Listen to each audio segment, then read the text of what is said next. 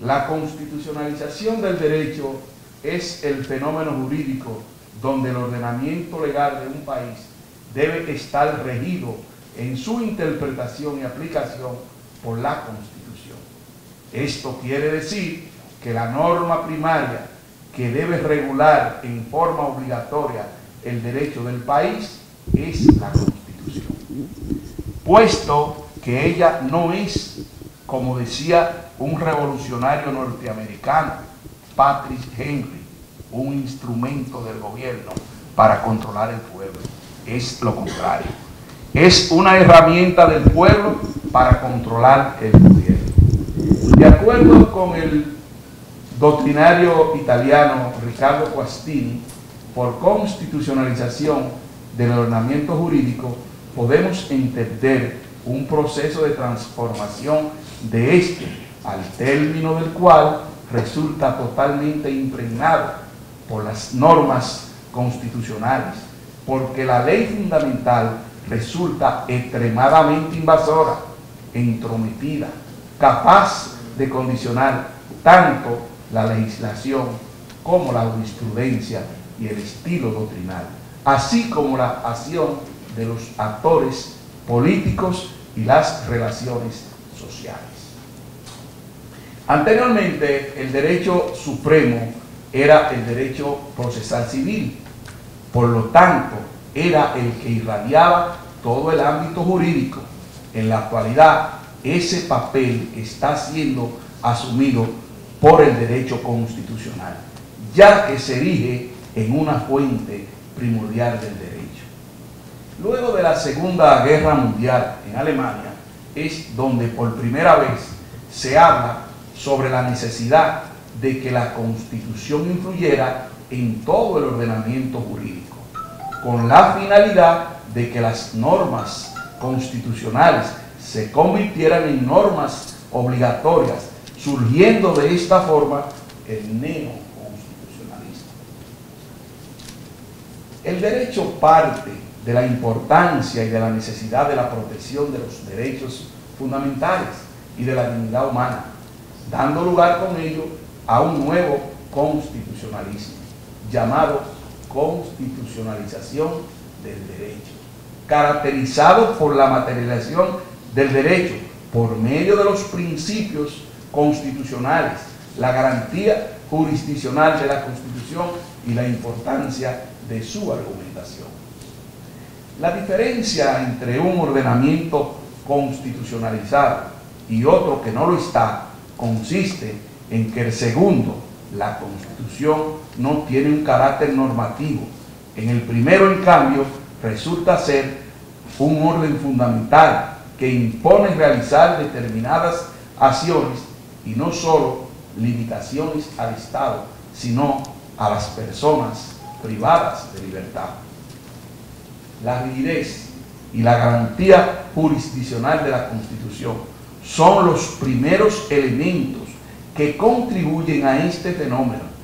Para que su contenido pueda permear el resto del ordenamiento, es preciso que la Constitución no pueda alterarse por medios ordinarios, solo por los medios que establece la propia Constitución.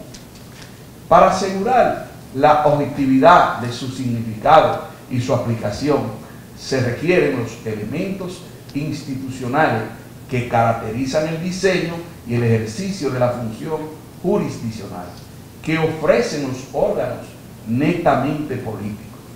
A juicio del constitucionalista colombiano Wilson Jesse Suárez Manrique, para que exista una constitucionalización del derecho deben presentarse dos presupuestos mínimos. El primero de ellos es la Constitución y el otro el derecho que se pretende constitucionalizar.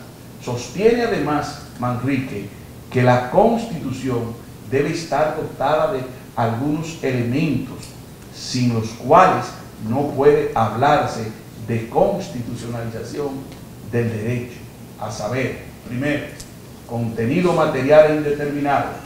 El contenido material del texto sustantivo implica que el mismo debe estar dotado de principios y reglas jurídicas, por los cuales se establece la regulación, prohibición, permisibilidad de algunas conductas, evitando con ello que la Constitución sea un catálogo de buenas intenciones para ser desarrolladas a futuro, sino que de sus disposiciones de derecho fundamental puedan extraerse normas directamente estatuidas,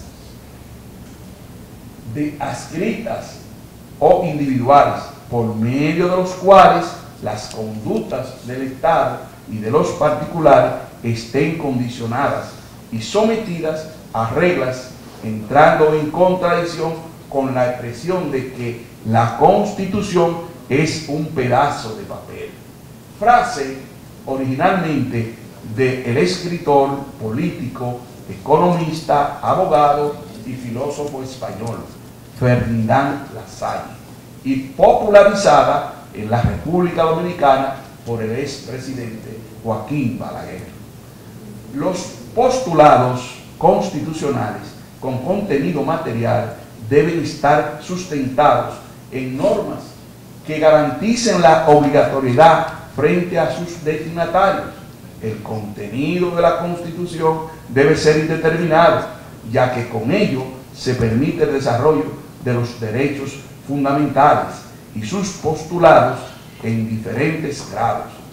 El profesor y jurista italiano Luigi Ferrajoli decía que los derechos valen lo que valen sus garantías, toda vez que la existencia de los derechos se debe a los mecanismos que garanticen su protección y su resarcimiento en caso de violación. Segundo, fuerza vinculante. Este elemento implica que el contenido de la Constitución debe ser vinculante para todos los poderes del Estado y los particulares.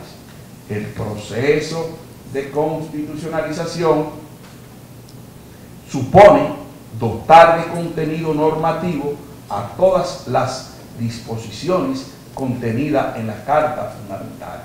Desde luego, su fuerza normativa dependerá en mucho de la forma en que estén redactadas y de los alcances interpretativos que les haya dado la jurisdicción constitucional y de los ejercicios analíticos que hagan los doctrinarios.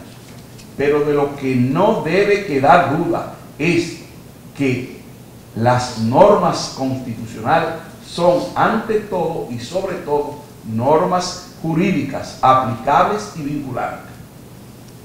Esto es particularmente relevante para las llamadas disposiciones programáticas, como las que expresan los derechos sociales, que tradicionalmente se dieron como simples programas de acción política o de catálogos de recomendaciones a los poderes públicos. Hoy se les reconoce un contenido mínimo. Tercero, máxima validez jerárquica. La Constitución es la norma de normas, superior del ordenamiento jurídico, y está situada por encima de todas las normas. Esto explica por qué para la constitucionalización del ordenamiento jurídico tienen que haber dos condiciones esenciales. Primero, el entendimiento de que la Constitución rige también las relaciones entre particulares y no es un texto dirigido solamente a las autoridades u órganos públicos. Segundo, que todos los jueces pueden aplicar la Constitución, incluso sus normas programáticas o de principio. Estos dos aspectos no se encontraban en el constitucionalismo clásico, pero se han ido desarrollando de forma paulatina en los años recientes, tanto por la doctrina como por las jurisprudencias constitucionales. Eso empezó a ocurrir en América Latina a partir del año de 1945. Garantía de la Constitución. Por medio de este se asegura la existencia de órganos y procedimientos que velen por la supremacía del texto constitucional. El Código Procesal Penal de la República Dominicana contempla entre sus principios rectores el principio de primacía de la Constitución. Los tribunales, al aplicar la ley, garantizan la vigencia efectiva de la Constitución de la República y de los tratados internacionales.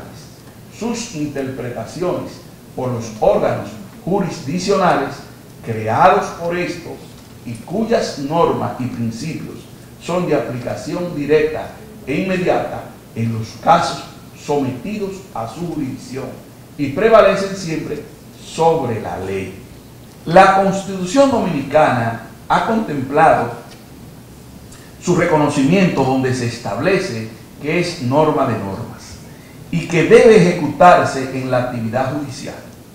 El tema dio paso al bloque de constitucionalidad, de lo que hablábamos, el cual hace referencia a las normas y principios que no aparecen expresas en la Constitución, pero que sí se remiten a la integración de sus leyes. Este término se empezó a usar en la República Dominicana a partir del año 2003, cuando la Suprema Corte de Justicia, en la resolución número 1920, dictada el 13 de noviembre del año 2003, estableció que los jueces están obligados a aplicar las disposiciones contenidas en el bloque de constitucionalidad como fuente primaria de sus decisiones, realizando aún de oficio la determinación de la validez constitucional de los actos y de las reglas sometidas a su consideración y decisión, a fin de asegurar la supremacía de los principios y normas que conforman el debido proceso de ley, atendido a que el bloque de constitucionalidad encierra entre sus principios y normas una serie de valores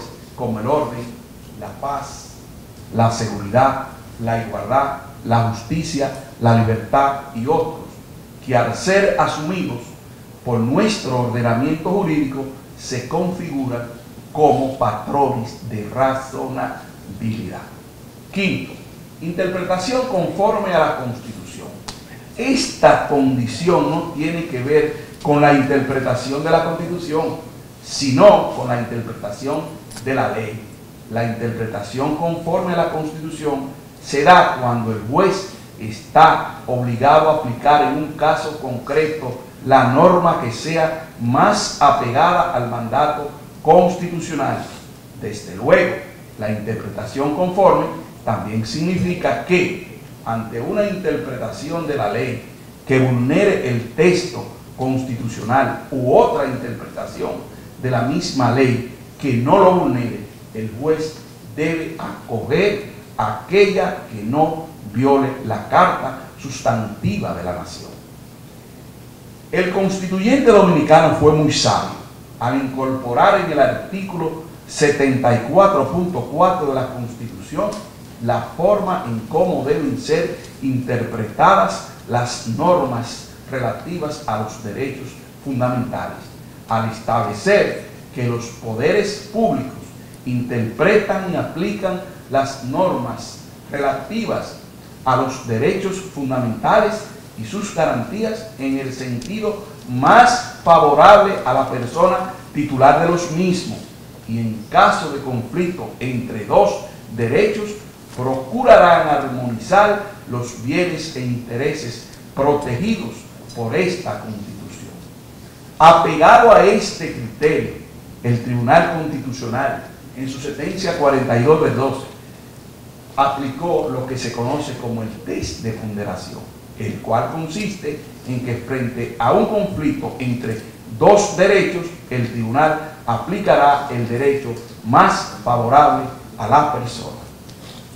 Sexto, influencia de la Constitución sobre las relaciones políticas. Dentro de las causas de constitucionalización del ordenamiento, Guastini, el italiano, comentó que la Constitución prevea un sistema de solución de diferencias políticas entre órganos del Estado y que permita a un órgano jurisdiccional resolverlo solo aplicando normas constitucionales. Segundo, que los órganos jurisdiccionales encargados de la justicia constitucional no asuman actitudes de moderación o control frente a lo que en alguna época se ha llamado las cuestiones políticas, sino que todos los espacios del quehacer público del Estado sean conducibles a parámetros de enjuiciamiento constitucional. Tercero, que las normas constitucionales sean utilizadas por los principales actores políticos para argumentar y defender sus posiciones políticas o de gobierno. La penetración del derecho constitucional en el proceso ordinario y en el político no solo implica la simple supremacía constitucional, sino que también se relaciona con el desarrollo de las funciones constitucionales y con la idea constitucional de los actores participantes. La Constitución Dominicana del año 2010, que a juicio del destacado maestro constitucionalista español, mi profesor Diego López Garrido, dijo que es la más avanzada de Iberoamérica, incluyendo, por supuesto, a España y a Panamá, de esos 21 países de Iberoamérica. Estableció los mecanismos de protección para la defensa de los derechos. Se incluyeron los tratados internacionales como un criterio de interpretación de las diferentes normas legales. Lo más importante fue que dotó al ciudadano común, a de a pie, al operador judicial, es decir, a los jueces y representantes del Ministerio Público y a los abogados como auxiliares de la justicia, de los instrumentos necesarios para aplicar y exigir los derechos, que pasaron de ser meros enunciados retóricos a verdaderos derechos exigibles ante las autoridades administrativas y en última instancia ante las judiciales. Las constituciones de la República Dominicana y la del Ecuador, por ser la más reciente, tienen el catálogo más amplio de derechos fundamentales de toda América Latina. La Constitución del año 2010 establece que somos un Estado social, democrático y de derecho, estableciendo principios y valores que definen, delimitan y dan contenido y estructura a las garantías procesales. El derecho procesal penal no puede verse de manera rígida, sino como una estructura en permanente movimiento que cambia y fluye desde el sistema de derechos humanos a la constitución política hacia la dignidad humana. Tal afirmación coincide con lo que plantea el catedrático alemán Robert Alexis cuando hace referencia al efecto radiador que ejerce la Constitución sobre el sistema legal de un país, postura que defiende y apoya a su vez y confirma la propuesta del penalista alemán Klaus Rossing al indicar que el derecho procesal penal es el sismógrafo de la Constitución del Estado. La constitucionalización del derecho no ha sido ajena al derecho penal, ya que las constituciones de los diversos estados han concebido principios que sirven de orientación para la regulación de esta rama del derecho.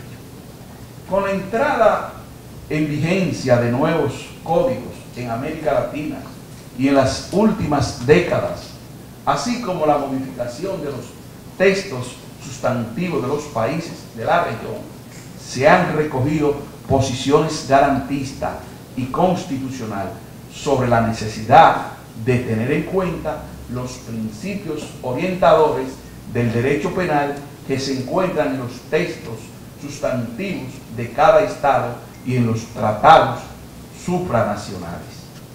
En la República Dominicana, el Código Procesal Penal tiene 28 principios rectores de los procesos penales, los cuales tienen sustento en el texto fundamental de la nación o la Carta Sustantiva de la nación.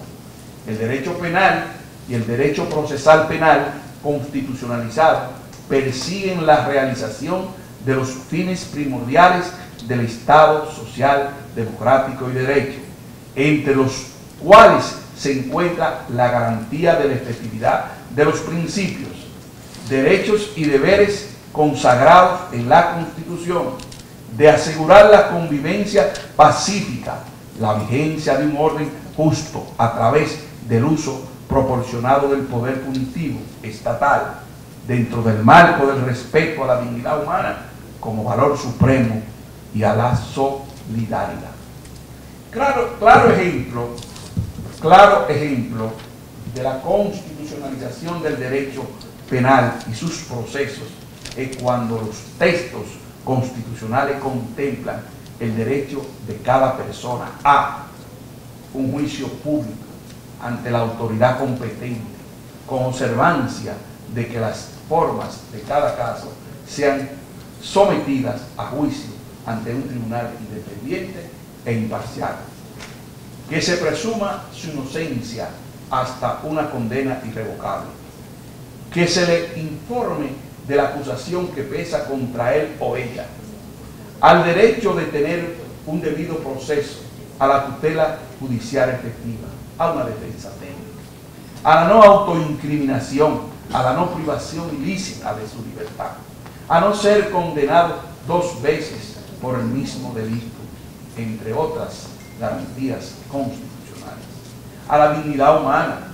a la prohibición de torturas y tratos inhumanos o degradantes, a la libertad como regla, a la prohibición de la pena de muerte, al derecho a la intimidad, a la legalidad, a la favorabilidad, al derecho a la defensa, el derecho a la presunción de inocencia, el derecho a un juicio público y justo, el beneficio a la duda probatoria, al derecho de recurrir las decisiones judiciales. Estos derechos se han incorporado de manera positiva en los ordenamientos constitucionales a partir del año de 1945. La Constitución Dominicana vigente contiene varias disposiciones penales, tanto en el aspecto procesal como sustantivo. Se otorga categoría constitucional a determinados principios, normas y reglas que por su naturaleza es conveniente que tengan un rango superior a las normas adjetivas o infraconstitucionales. Uno de los elementos más novedosos que introdujo la Constitución del año 2010 es la separación entre los derechos fundamentales de las garantías a los derechos fundamentales. Los mismos están consagrados en el capítulo 2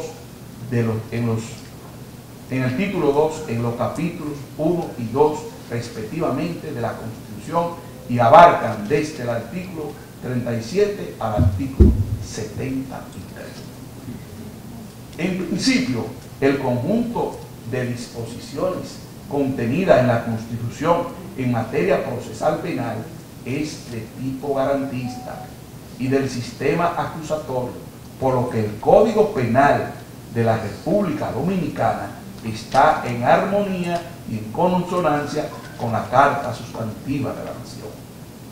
El garantismo penal, del cual Luigi Ferrajoli es uno de sus máximos exponentes, sostiene que el garantismo penal tiene 3 dimensiones o direcciones: como garantía de los derechos de la libertad y de los demás derechos constitucionales.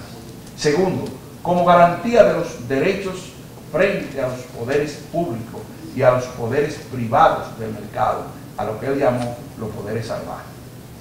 Tercero, como garantía de los derechos establecidos en las diversas cartas constitucionales y convenios internacionales.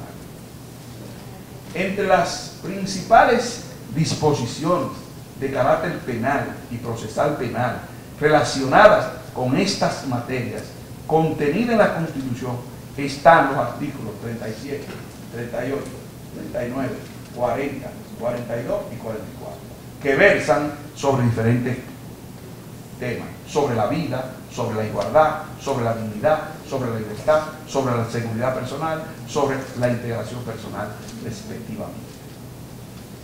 En ese sentido, recientemente, el presidente de la República, Danilo Medina, promulgó una ley que fue aprobada por el Congreso, la Ley 192/19, sobre protección a la imagen del honor e intimidad familiar, vinculados a las personas fallecidas y accidentadas, que tienen por objeto la protección integral de la familia, vinculadas a las personas fallecidas, para que éstas sean protegidas frente a intromisiones ilegítimas, lastimosas, y establecer los mecanismos del derecho a la intimidad y a la propia imagen de los accidentados. Todo el mundo sabe que por lo menos en la República Dominicana, cuando ocurre un accidente, la gente empieza a tirar fotos, a subir en las redes, a publicar en los periódicos, la gente sangrando, la gente con piernas rotas, con una serie de... Y eso es una violación a la intimidad del muerto y de la familia del muerto. El texto sustantivo dominicano contempla lo relativo a la garantía de los derechos fundamentales, como son la tutela judicial efectiva, el debido proceso, la acción de habeas data, la acción de habeas corpus, la acción de amparo. En el preámbulo de la Declaración Universal de los Derechos del Hombre en el 1945 establece que la libertad, la justicia y la paz en el mundo tienen por base el reconocimiento a la dignidad humana. Las constituciones surgidas a partir del 1945, como le he dicho varias veces, reconocen expresamente al respeto de la dignidad humana por parte del Estado, considerándola como sagrada, innata, inviolable, igual que los derechos fundamentales, los cuales son fines esenciales del Estado social y democrático de derecho. La Constitución Dominicana del año 2010 establece que la dignidad humana se erige en patrón para la interpretación de los derechos fundamentales y en norma fundamental para todo el ordenamiento. Es el único derecho fundamental que reúne esa condición, en patrón y en norma, el único de todos los derechos fundamentales. Por tanto, es el derecho fundamental más importante. La dignidad humana en el derecho penal se concreta en los principios de la presunción de inocencia, la intangibilidad de la persona, la culpabilidad. El acusado se presume inocente hasta que se pruebe su culpabilidad. Y solo puede ser sancionado penalmente aquella persona encontrada culpable conforme con un proceso regular y apegado al debido proceso y al derecho. Proteger a la población ante el delito se encuentra entre las obligaciones del Estado. De lo que se trata el proceso penal es de averiguar la verdad, mientras la misma no se haya establecido, la culpa del sospechoso estará pendiente de prueba. La investigación de la verdad en el proceso penal tiene, sin embargo, sus límites constitucionales. Nadie está obligado a declarar contra sí mismo. Las penas no pueden ser desproporcionadamente altas o crueles. La razonabilidad de la pena es garantía de la dignidad del condenado. Ninguna persona puede ser sometida a penas, torturas o procedimientos vejatorios que implique la pérdida o disminución de su salud o de su integridad física o psíquica. Las infracciones penales deben ser también razonables. Las únicas prohibiciones penales justificadas son las prohibiciones mínimas necesarias instituidas por las leyes para impedir un comportamiento lesivo de alguna persona contra la sociedad. Para que un bien jurídico sea penalmente relevante, debe ser constitucionalmente razonable, lo que implica una transformación radical de la teoría del bien jurídico. Lo que en principio parecía como una exigencia ética o superpositiva se ha integrado en el derecho positivo a través de la Constitución, convirtiendo el juicio externo sobre la justicia o la legitimidad de la norma penal en un juicio interno sobre su validez. Deben evitarse los juicios externos que hacen mediáticamente en los casos judiciales, ya que constituyen métodos que ponen en entredicho la labor de los tribunales. Cuando hay un caso, por ejemplo, un asesinato, un robo, lo que sea, la prensa, los medios empiezan a decir es culpable, es inocente. Eso va de una u otra manera creando presión a los tribunales. Para concluir, es bueno reiterar tres cosas. La primera, con entrada en vigencia de estas nuevas constituciones de 1945, pasamos de constituciones sin fuerza vinculante a constituciones como normas jurídicas que irradian todo el ordenamiento jurídico.